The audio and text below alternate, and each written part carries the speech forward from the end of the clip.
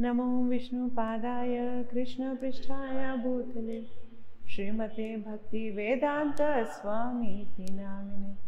नमस्ते सरस्वती देवे गौरवाणी प्रचारिणे निर्विशेष शून्यवादी पाश्चात्य देशतारिणे। तो आज हम शुरू करने जा रहे हैं श्रील प्रभुपाद की एक नई बुक, वो है प्रकृति के नियम। इंग्लिश में उसे कहते हैं लॉज ऑफ नेचर। तो लॉज ऑफ नेचर से हम क्या समझते हैं?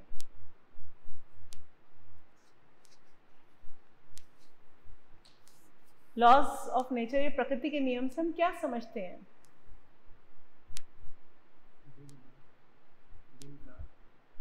दिन रात। ओके, प्रकृति का नियम बोला जाए तो हम क्या समझते हैं इस बात से? प्रकृति का नियम है कि सुबह जल्दी उठना चाहिए, रात को सोते हैं सुबह। ये प्रकृति का नियम है कि हम रात को सोते हैं और सुबह उठते हैं। ओके, तो प्रकृति का नियम है क्या? तो श्रील प्रभुपाद ने बहुत अच्छे से इस बारे में इस बुक के अंदर कवर किया है। तो आज जैसे मैं हमेशा करती हूँ कि शुरुआत में मैं रीडिंग उस पर रहती हूँ ताकि एक बेस समझ में आ जाए बुक का। फिर उसके बाद हम पॉइंट्स पे चले जाते हैं कि क्या क्या पॉइंट्स कवर्ड है। तो अध्याय 1, वेदों के रूप में प्रचलित विपुल प्राचीन संस्कृत ग्रंथों में से एक 108 उपनिषद दार्शनिक सार से युक्त हैं और समस्त उपनिषदों में ईशोपनिषद सर्वोपरि मानी जाती है। 1968 में श्रील प्रभुपाद द्वारा ईशोपनिषद पर दी गई वार्ताओं पर आधारित इस निबंध में हर परमेश्वर विषयक सत्य उनके भौतिक तथा आध्यात्मिक शक्तियों को नियमित करने वाले नियमों तथा कर्म के बंधन को तोड़कर मुक्त होने के विषय में जानकारी पाते हैं। तो ये हमारी बुक के बारे में पहले बताया गया। ईशोपनिषद बताती है कि पूर्ण पुरुषोत्तम भगवान परिपूर्ण और संपूर्ण है। भगवान क्या है? पूर्णमिदम, परिपूर्ण और संपूर्ण। सृजन, पालन व संहार की प्रक्रिया भौतिक जगत की उनकी संपूर्ण योजना का एक भाग है। कोई भी चीज़ जब पैदा होती है फिर उसको मेंटेन करते हैं, फिर वो अल्टीमेटली खत्म हो जाती है। भगवान का ये पूरे सिस्टम का एक छोटा सा एक पार्ट है। इस भौतिक जगत में हर जीव में 6 स्थायी अवस्थाओं का परिवर्तन होता है। हर जीव में होता है। आप फूल देखिए, फूल में भी होएगा, है ना। एक मेंढक देखिए, मेंढक में भी होएगा। इंसान में देखिए, इंसान में भी होएगा। क्या? जन्म, फिर जन्म के बाद वृद्धि, ग्रोथ, है ना। फूल भी होता है, क्या होता है? पहले छोटी सी कली उगती है, उसके बाद धीरे धीरे उसमें ग्रोथ होती है ना। वृद्धि, फिर होता है पालन। पालन मतलब वो पहले ग्रो करता है, फिर उसके बाद सेम एज पे जैसे लगता है। जैसे हम लोग जब छोटे थे तो रोज हमारी हाइट बढ़ रही होती थी, है ना। जब भी हमारे रिश्तेदार 15-20 दिन बाद मिलते थे, बोलते अरे तो लड़का बड़ा हो गया, है ना। तो ग्रोथ। बट अब हमें कोई देखे, पिछले 2 साल पहले देखे और अब हमें देखे तो हम बराबर दिखते हैं। तो इसका मतलब क्या हुआ? पालन, सेम। फिर आता है उपोत्पादों की उत्पत्ति, मतलब कि अपने जैसा और उत्पन्न करना, बच्चे होना।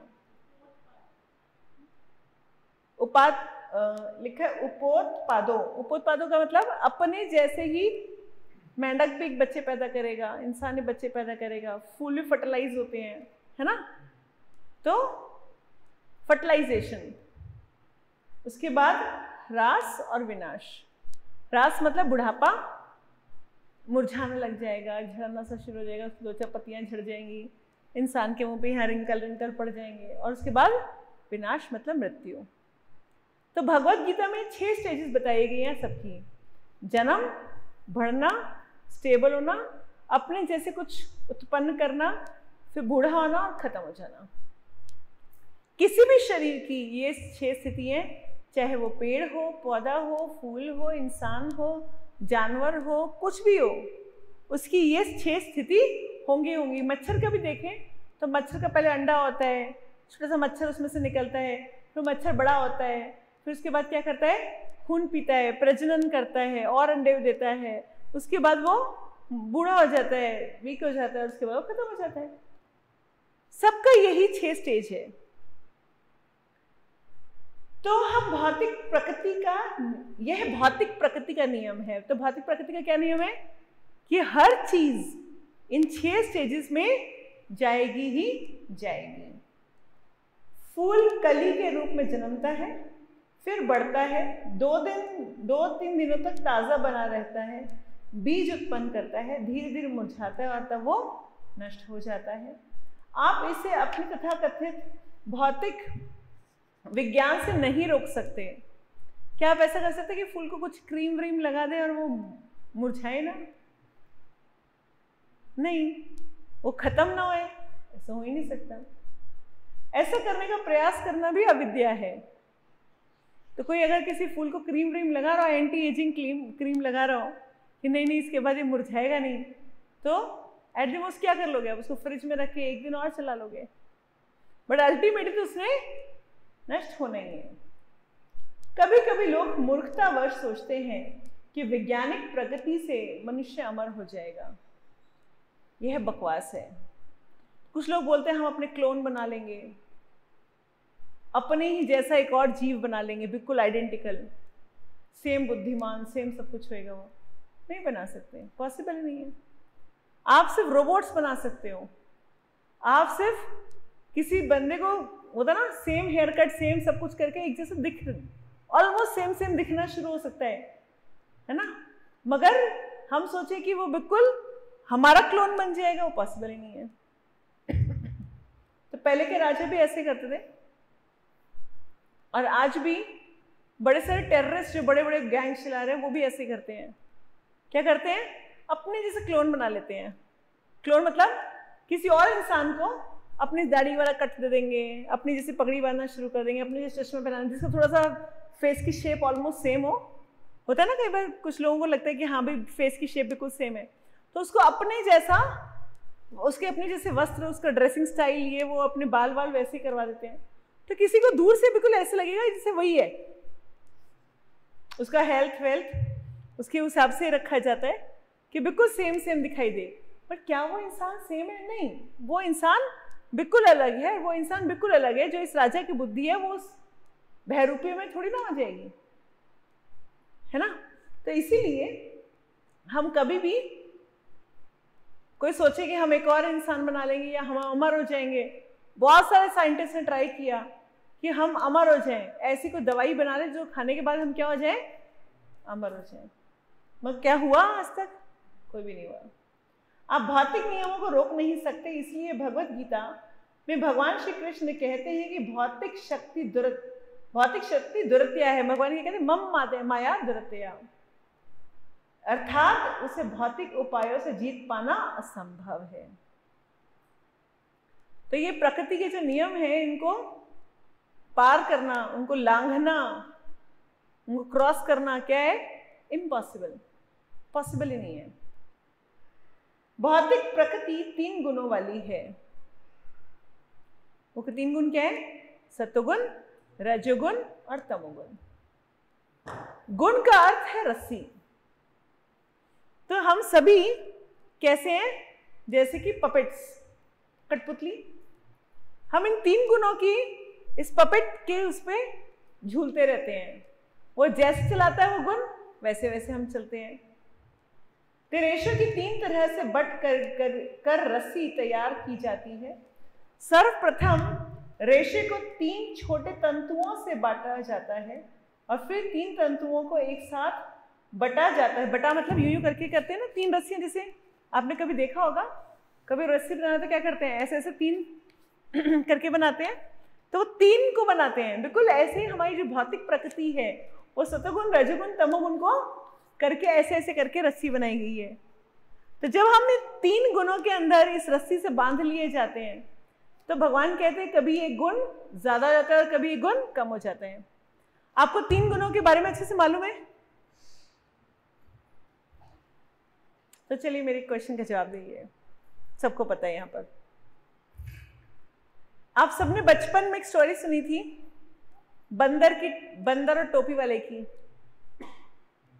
तो टोपी वाला था, वो टोकरी भर के टोपियां लेके जा रहा था, है ना, और टोपी लेके जा रहा था, क्या हुआ कि वो पेड़ के नीचे सोया, और थोड़ी देर में क्या हुआ, जब वो उठा तो उसने देखा कि सारी की सारी टोपियां गायब है।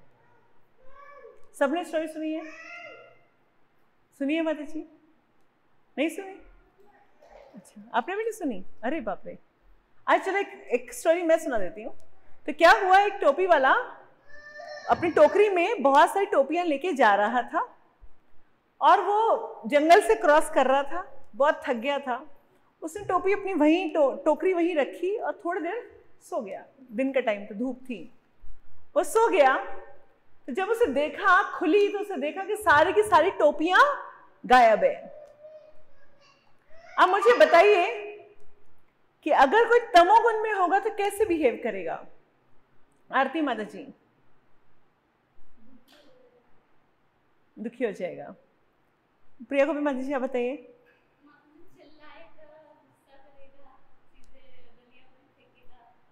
वो रजोगुण है। तमोगुण वाला जो व्यक्ति है वो हमेशा क्या करेगा? डिप्रेस हो जाएगा। हाय मैं क्या करूं, मैं तो भूखा मर जाऊंगा, मैं तो बर्बाद हो गया, मैं तो लुट गया, है ना, मेरा सब कुछ चला गया, अब मैं कैसे करूंगा। ये होता तमोगुण वाले की निशानी। वो हर बात पे क्या होता है? रोने धोने को तैयार बैठा है, हर बात पे डिप्रेशन में जाने को तैयार बैठा है, उसको कहते हैं तमोगुणी। मगर अगर सपोज बंदरों के पीछे डंडा लेके भागना शुरू हो जाए, दे मेरी टोपी, दे मेरी टोपी, इधर दे, कहां लेके भाग गया तू, अगर वो ऐसे बोलेगा तो क्या हो गया? वो रजोगुणी। मगर उस स्थिति में अगर वो समझदार सतोगुण में होगा तो दिमाग लगाएगा। दिमाग लगाएगा तो उसको ध्यान आएगा कि ये जो बंदर होते हैं नकलची बंदर होते हैं।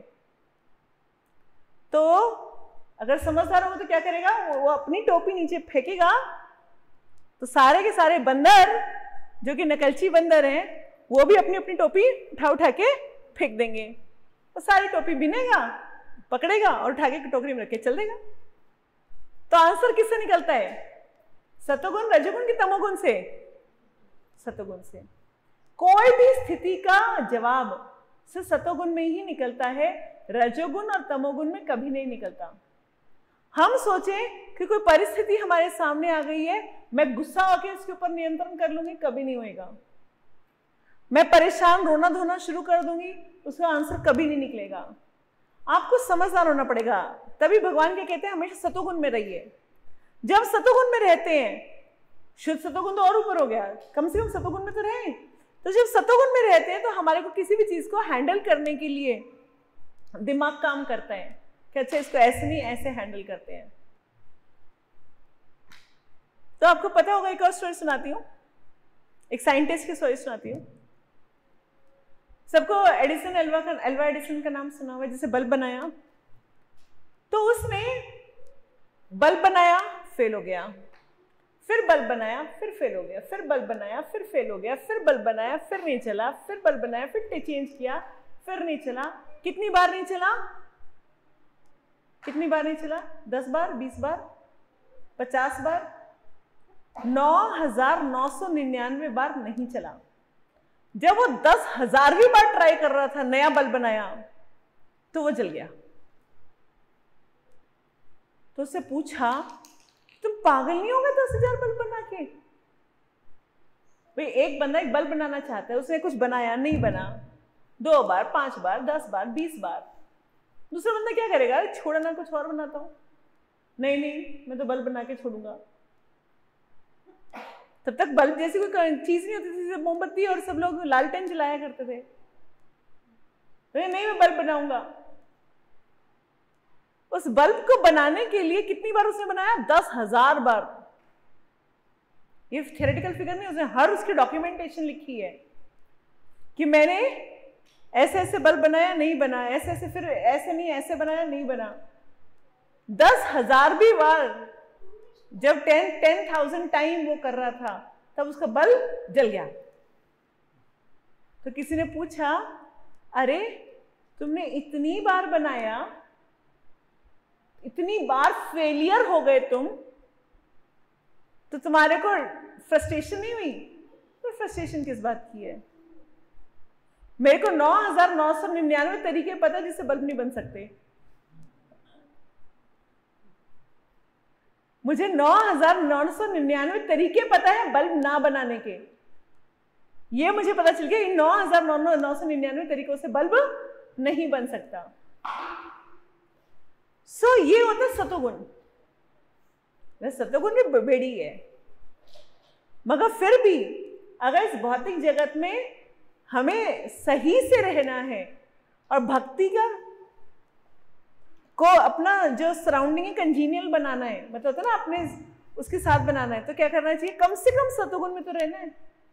हम बात बात पे परेशान हो जाए, बात बात पे मुंह लटका लें, बात बात पे फ्रस्ट्रेशन है, बात बात पे अंदर अंदर डिप्रेशन हो रहा है, बात बात पे हम लोग रोना धोना शुरू हो रहे हैं, बात बात पे कंप्लेंट कर रहे हैं, अरे ऐसा अरे वैसा, इसका मतलब हम तमोगुण रजोगुण से घिरे हुए हैं। अभी भक्ति तो बहुत दूर है।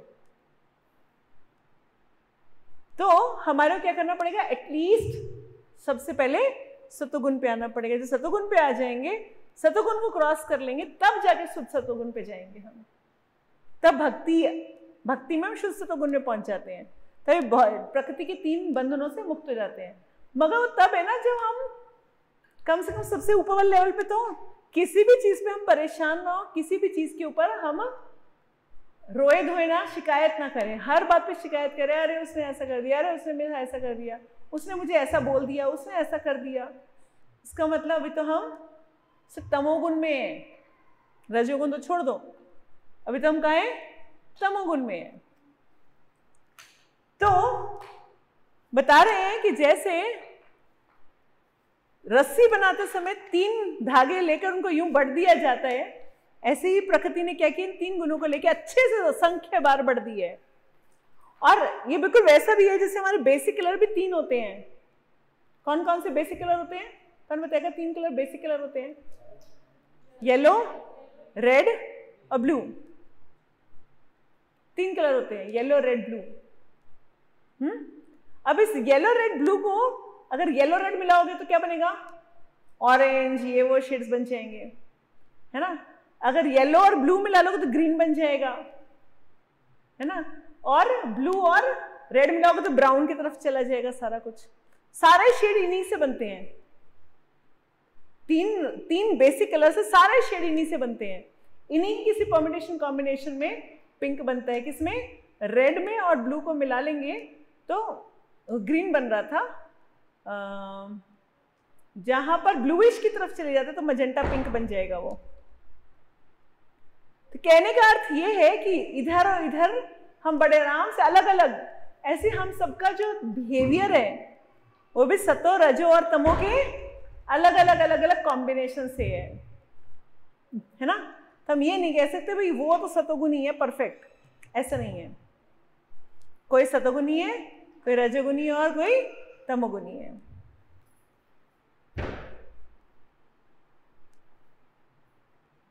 लॉक कर लिया।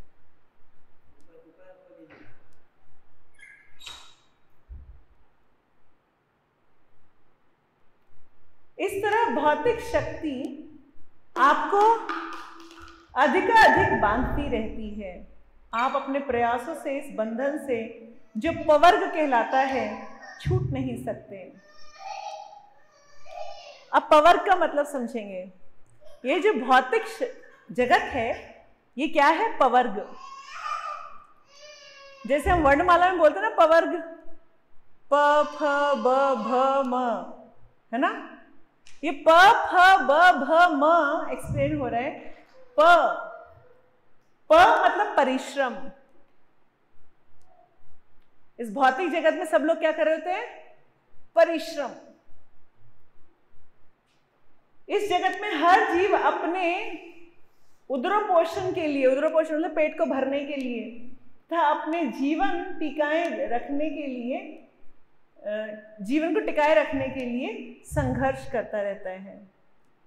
तो पेट को भरने के लिए और जीवन को मेंटेन करने के लिए परिश्रम करे जा रहा है, परिश्रम करे जा रहा है, करे जा रहा है, करे जा रहा है, तो उसके क्या निकल जाता है? फेन, मुंह से झाग निकलना शुरू होता है।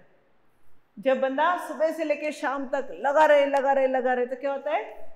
उसके मुंह से झाग निकलना शुरू होता है, फेन,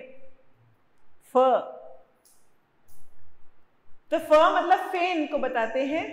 जब घोड़ा कड़ी मेहनत करता है तो उसके मुख से झाग निकलने लगता है।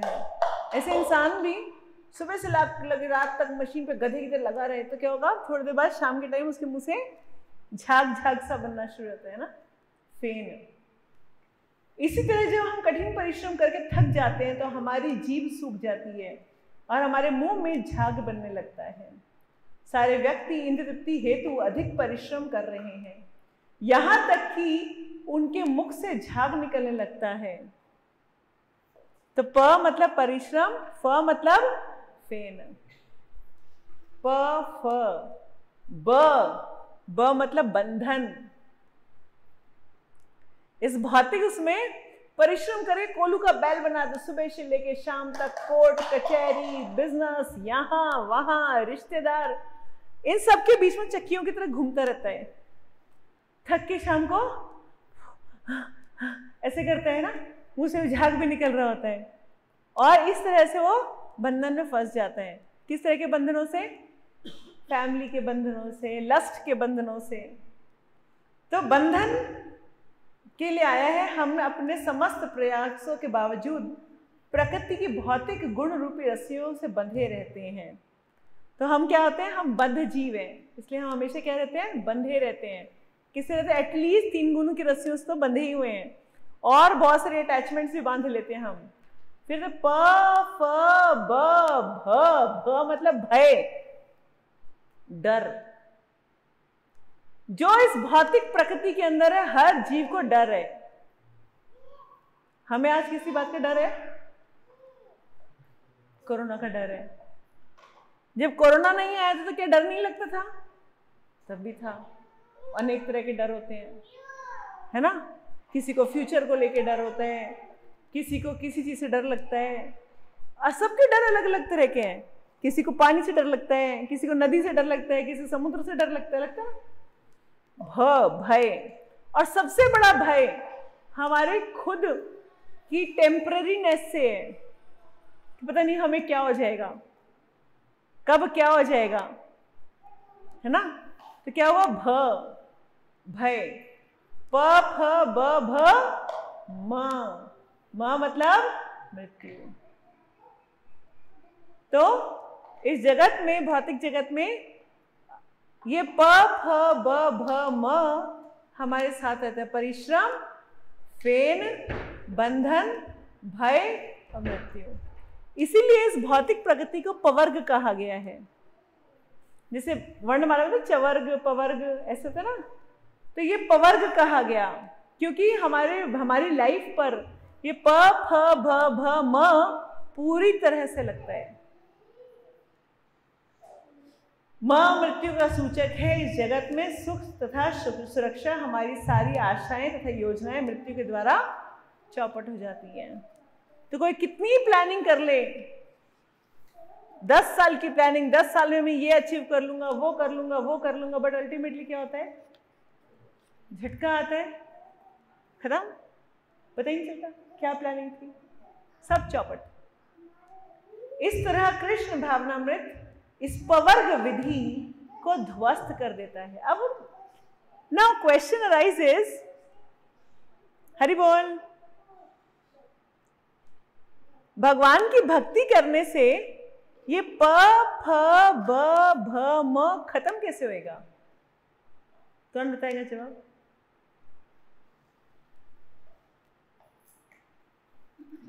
क्या हम परिश्रम नहीं करते? एक्चुअली हम जो भी कुछ कर रहे हैं इनमें से बंधन, बद्ध जीव से मुक्त जीव हो जाते हैं, है ना?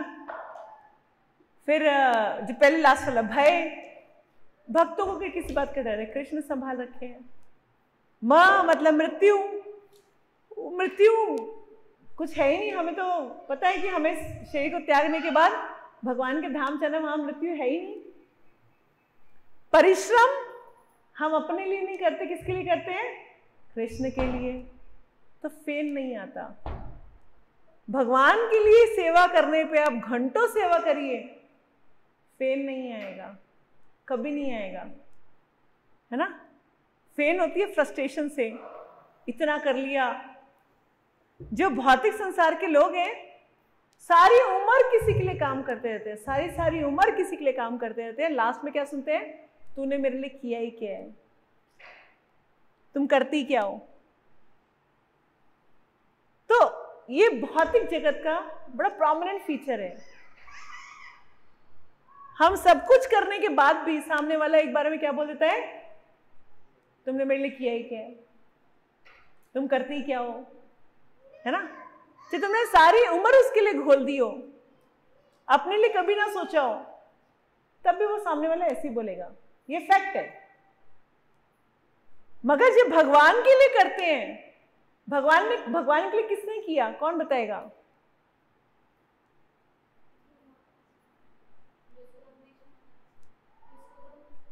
यशोदा मैया, चलो वो तो इटर्नल थी। द्रौपदी, भगवान का एक बार हल्का सा उंगली कट गया और उन्होंने क्या किया, अपनी साड़ी का पल्लू इतना सा कॉर्नर का जो होता है ना वो जरा सा उसको फाड़ करके भगवान की उंगली में पट्टी बांध दी। भगवान ने कितना दिया उसको? इनफाइनाइट साड़ी। भगवान से वो फल वाली ने सिर्फ 2-4 दाने गेहूं के लेकर, भगवान की छोटी सी मुट्ठी में क्या आता, तो वो भी गिराते हुए लाए, 2-3 दाने रह गए थे। 2-3 दाने लेकर उसने अपनी पूरी फलों की टोकरी भगवान को दे दी। तो क्या हुआ, जब वो घर गई तो पूरी की पूरी फलों की टोकरी हीरे जवाहरात से भरी हुई थी, है ना। ऐसी जब हम महाप्रभु की कहानी सुनते हैं कि वो जो लस्सी लेकर बुढ़िया बैठी थी, लस्सी लेके जब बुढ़िया बैठी थी तो महाप्रभु आए, उसे सारी लस्सी पी गए और बोल दिया कि जो पीछे आ रहे हैं उनसे पैसे ले लेना, है ना। तो क्या हुआ, उसका मटका सारा हीरे जवाहरात से भर गया। तो कहने का अर्थ ये है कि जब कोई निष्काम भाव से भगवान की सेवा करता है तो फिर कोई फ्रस्ट्रेशन नहीं है, कोई फ्रस्ट्रेशन नहीं है। भगवान के लिए थोड़ा सा किया वो परिश्रम भी, जरा सा, हम करते क्या है भगवान के लिए, कुछ भी तो नहीं, तब भी भगवान हमारा वो कितना कुछ, कभी किसी ने रियलाइज किया कितना कुछ देते हैं, कितना कुछ देते हैं, है ना। हम उसको गिन नहीं सकते जितना भगवान देते हैं। आपने कभी रियलाइज किया ये बात? मैं सुबह अनु माता जी को सुना रही थी कथा, गिन नहीं सकते कहां से देते हैं, क्या देते हैं, पॉसिबल ही नहीं है। किसी को बोलो तो बोलेंगे झूठ बोल रहे हैं, है ना। तो भगवान की जो जरा सी सेवा करता है शुद्ध मन से, भगवान हमेशा उसको इतना इतना इतना देते हैं, ध्यान रखते हैं कि सामने वाला बोलता है ये हो क्या रहा है, ये पॉसिबल कैसे हो सकता है। तो इसीलिए भगवान के उसमें फेन नहीं है, बंधन नहीं है, भय तो बिल्कुल भी नहीं है। और मृत्यु क्या है? मृत्यु तो उनके सामने, भक्तों के सामने खिलौना है। मृत्यु खुद बोलती है, मुक्ति बोलती है, मृत्यु मुक्ति बन जाती है, बोलती है आओ मुझे स्वीकार कर लो। भक्त बोलते मेरे को नहीं चाहिए मुक्ति मुक्ति, मैं भगवान की सेवा में लगाऊं, मेरे को भगवान की सेवा चाहिए बस। तो मृत्यु क्या, मुक्ति को भी ठुकरा देता है। इसीलिए भक्त जब भौतिक को छोड़कर आध्यात्मिक चला जाता है तो क्या बन जाता है? अपवर्ग, अपवर्ग। तो इसीलिए जो भौतिक संसार है उसको बोलते हैं पवर्ग, और जो आध्यात्मिक संसार है उसको क्या बोलते हैं? अपवर्ग। ठीक है, ये क्लियर हो गया? मैं क्वेश्चन से पूछूंगी।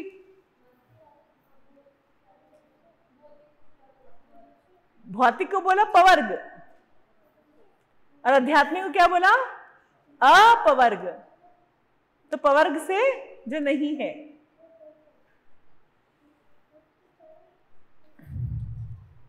दुर्भाग्यवश लोग इन बातों को नहीं जानते, फलतः वे अपना जीवन व्यर्थ गवा रहे हैं।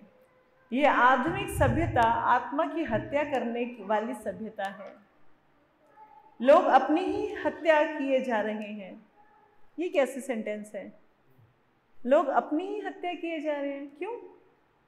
यही प्रभुपाद बता रहे हैं आगे, क्योंकि वे ये नहीं जानते कि असली जीवन क्या है। वो सिर्फ वेट कर रहे हैं कि कब उनका जीवन खत्म हो जाएगा, को पता ही नहीं है। जब पहली क्लास होती है भौतिक लोगों के बीच में, तो सबसे पहले उनसे क्वेश्चन पूछा जाता है आपकी लाइफ का, जीवन का एम क्या है, गोल क्या है। तो 99% बच्चे बोलते हैं बस बच्चे सेट हो जाएं। अरे भाई आपका बच्चा सेट तो हो गया, उसके जब बच्चे छोटे होते हैं तो बोलते हैं बच्चे सेट हो जाएं। इसका मतलब बच्चे जब सेट हो जाएंगे तो उसके बाद आपका जीवन का गोल खत्म हो जाएगा, जीवन का सब काम फिनिश। नहीं नहीं नहीं नहीं नहीं, मैं किसका मतलब गोल तो नहीं है वो। गोल तो वो हुआ ना जहां पे जाकर हम सेटिस्फैक्शन, पूर्ण खुश, हैप्पीनेस उस स्थिति में आ जाए, हाँ भाई पहुंच गए, ये अचीव था, गोल हो गया, अचीव हो गया, डन। बच्चे सेट हो जाएंगे तो हमारी गोल हो जाएगा पूरा? नहीं। तो कोई बोलते जी बेटी की शादी हो जाए हमारी, वो गोल है क्या? अगर उस गोल पे रह गए तो क्या हम जैसी बेटी की शादी पूरी हुई तो सारी समस्याओं का समाधान निकलेगा? जितनी की जिनकी बेटी की शादी हो रखी है सब खुश है? नहीं। कुछ बोलते हैं जी हमारे ना घर में थोड़ा सेटल हो जाए, धन धान्य हो ना, पैसे वैसे कमी ना रहे, यही हमारा गोल है। मतलब जिनके पास 15, 20, 50 करोड़ रुपए रखे हैं घर में कैश में, क्या वो खुश हैं? 100-50 प्रॉपर्टी हैं, क्या वो खुश हैं? नहीं, नहीं है। इसका मतलब वो तो गोल नहीं है।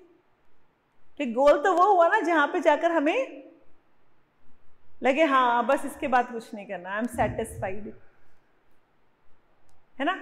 तो भौतिक जो लोग हैं वो हमेशा अपनी हत्या किए जा रहे हैं, क्योंकि उनको यही नहीं पता कि मेरे जीवन का उद्देश्य क्या है, मुझे जाना क्या है, कहाँ है, मुझे करना क्या है, मुझे ये नहीं पता, चले जा रहे हैं। मैं बोलती it's like a playing a football match without the goal post. ये बिल्कुल वैसा है जैसे फुटबॉल मैच खेल रहे हैं बट गोल नहीं है दोनों तरफ। हम फुटबॉल मैच खेल रहे हैं, कहाँ है भाई तुम्हारा गोल, वो नहीं पता। तो हमारी जिंदगी, एक आम भौतिक इंसान की जिंदगी कैसी होती है? कैसी होती है कि फुटबॉल मैच खेल रहे हैं मगर हमारे पास गोल नहीं है, बस लगे हुए हैं, कहाँ जा रही है कुछ पता ही नहीं है, सुबह से लेकर शाम तक दौड़ लगा रहे हैं, क्यों लगा रहे हैं ये नहीं पता, क्योंकि वे नहीं जानते कि असली जीवन क्या है। वे मात्र पशुओं की तरह जी रहे हैं। पशु ये नहीं जानता कि जीवन क्या है, फलतः क्रमिक विकास करते हुए प्रकृति के नियमों के अधीन कार्य करता है। किंतु जब उनको इस मनुष्य का जीवन मिल जाता है तो आपकी जिम्मेदारी भिन्न तरीके के जीवित रहने की होती है। अब देखिए 84 लाख में एक 4 ही काम होते हैं, आहार, निद्रा, भय, मैथुन।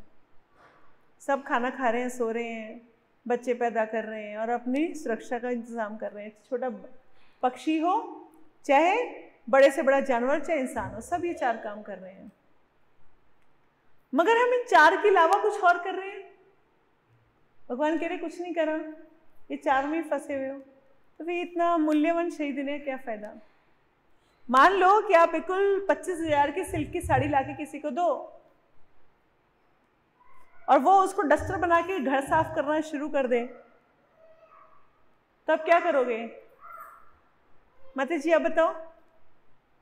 किसी को 25,000 की साड़ी प्योर सिल्क की लाके दें और उसके बाद वो उसको डस्टर बनाना शुरू कर दे, तो क्या करोगे?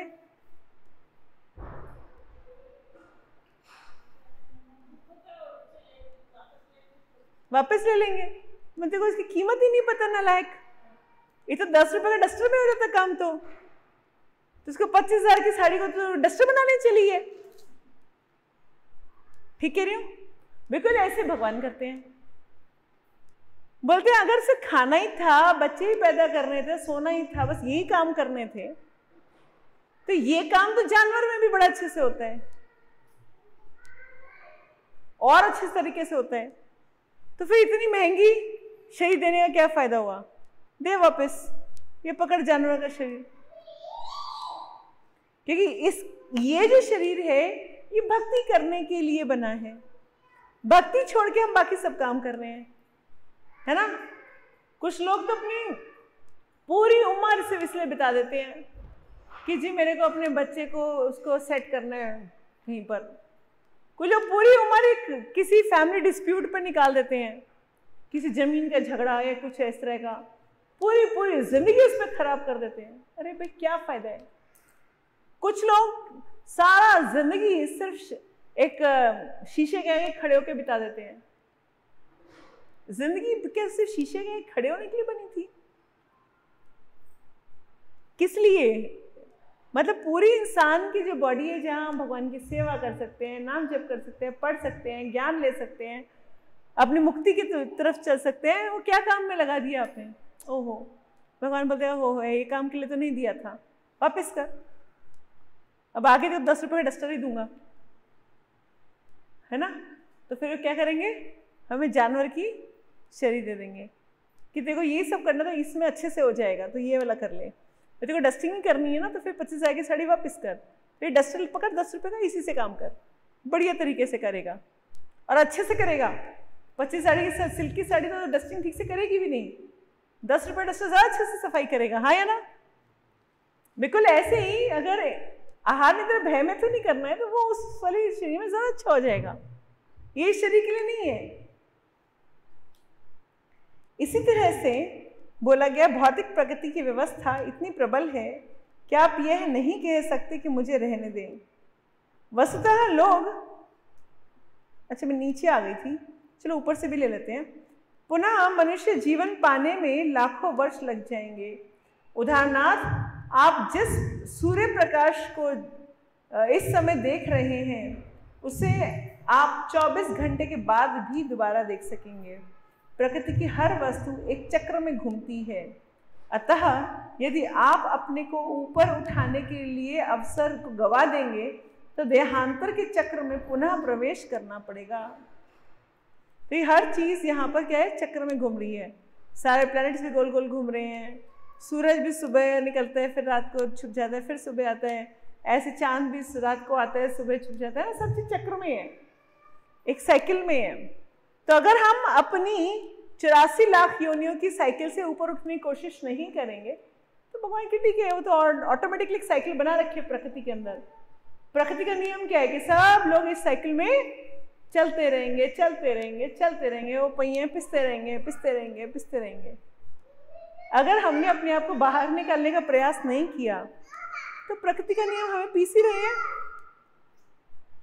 हर जिंदगी में दुख हम पा ही रहे हैं। हम में से सारे के सारे अपनी पिछली जिंदगी को डिफाइन करेंगे तो दुखों का एक ग्रंथ लिख सकते हैं सब, है ना। कुछ ना कुछ, ये समस्या, वो समस्या, ये समस्या रहेगी रहेगी। भगवान कह रहे हैं इससे बाहर निकलो भाई, ये इन समस्याओं में घिरने का वक्त नहीं है। ये शरीर मिला है इससे बाहर निकलने के लिए। इस प्रॉब्लम से बाहर निकलो और इस चक्र से छूटो। ये बिल्कुल वैसा है जैसे एक चल रहा हो, गोल गोल गोल गोल सानी काटने वाला देखा आपने, जहाँ गाय की सानी कटती है ना। तो जो उसके अंदर जाए जा रहा है वो सब cut cut cut cut cut cut cut cut हो ही जा रहा है। वैसे काल के उसमें हम जाए जा रहे हैं और निश्चित है कि हमने कटना ही है। मगर अगर हमने प्रयास कर लिया, जोर लगा के हईशा कर दिया, तो हम इस जन्म मृत्यु के चक्र से बाहर निकल सकते हैं। नहीं तो मृत्यु तो आनी ही है। उसने हमारा गला, काल ने हमारा गला काटना ही है। भगवान ने कहा है कि जो मुझे विश्वास नहीं करते, अल्टीमेटली मैं उनको कब दिखता हूँ? उनको मैं काल की तरह मृत्यु की तरह उनके सामने आता हूं, है ना। ये मृत्यु आनी है, भगवान को जिन नहीं मानते हो मृत्यु के मुंह में जाएंगे, मत मानो। कृष्ण भावनामृत को तुरंत ही ग्रहण कर लेना चाहिए, क्योंकि हम ये नहीं जानते कि मृत्यु आने में कितना समय शेष रह गया है। कुछ लोग बोलते हैं तो मृत्यु में बहुत टाइम है, कर लेंगे आराम से। तो हमें नहीं मालूम कि हमारी मृत्यु में कितना समय है। जब इस शरीर में आपका समय समाप्त हो जाएगा तो आपकी मृत्यु कोई रोक नहीं सकता। भौतिक प्रकृति की व्यवस्था इतनी प्रबल है कि आप यह नहीं कह सकते कि मुझे रहने दें। वस्तुतः लोग कभी कभी ऐसी याचना करते हैं। जिस समय मैं इलाहाबाद में था, प्रभुपाद कह रहे हैं, तो मेरा एक पुराना मित्र जो कि अत्यंत धनी था मर गया, मर रहा था। उस समय उसके डॉक्टर को, उसने अपने डॉक्टर को याचना की, आप मुझे कम से कम 4 वर्ष और जिंदा नहीं रख सकते? मैं अपनी कुछ योजनाओं को पूरा नहीं कर पाया। देखा आपने, यह है मूर्खता। कौन कह रहा है? प्रभुपाद कह रहे हैं, वो बड़ा अमीर अभी भी मरने से पहले क्या बोल रहे हैं? मेरी कुछ प्लानिंग सभी बाकी है, मेरे कुछ काम बाकी हैं। वैसे ही हम सब के भी, तो कहने का अर्थ है हम सब भी अपनी इसी योजना में फंसे रहते हैं।